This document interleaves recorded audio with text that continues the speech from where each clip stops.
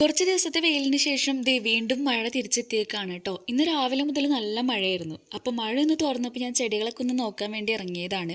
ദേ നോക്കിയേ, ഇതുപോലെ വെള്ളം കെട്ടി നിന്ന് കഴിഞ്ഞാൽ നമുക്ക് കുറേ രോഗങ്ങളും ഉണ്ടാവും, നമ്മുടെ ചെടികളൊക്കെ ചീഞ്ഞ് പോവുകയും ചെയ്യും അല്ലേ. അപ്പോൾ നിങ്ങൾ ഇടയ്ക്ക് മഴക്കാലത്ത് ചെടികളൊക്കെ ഒന്ന് ശ്രദ്ധിച്ചാൽ നന്നായിരിക്കും കേട്ടോ. എൻ്റെ ഒരു അനുഭവം കാരണം ഞാൻ പറയുകയാണ്. എൻ്റെ ഒരു ചട്ടിയിലെ ചെടി മൊത്തം ചീഞ്ഞ് പോയി, അതിൽ നിറച്ച് വെള്ളവും എന്തൊക്കെയോ പുല്ല് മുളച്ച് നിൽക്കുകയാണ്. അത് ഞാൻ കാണിക്കാം കേട്ടോ. നമ്മളന്ന് പ്രൂൺ ചെയ്ത കടലാസ് ചെടിയില്ലേ, അതിൽ കുറേ കൊമ്പൊക്കെ പൊടിച്ച് വന്നിട്ടുണ്ട്.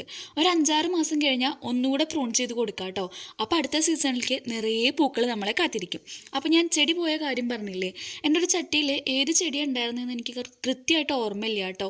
അതിലെ ചെടി മൊത്തം ചീഞ്ഞ് പോയി, വെറും മണ്ണ് മാത്രമായിട്ട് ഇരിക്കുകയാണ്. അപ്പം ഞാൻ അതൊക്കെ ഒന്ന് ഇളക്കി കൊടുത്ത് അതിലൊരു സ്പൈഡർ പ്ലാന്റ് വെച്ച് കൊടുത്തിട്ടുണ്ട് കേട്ടോ.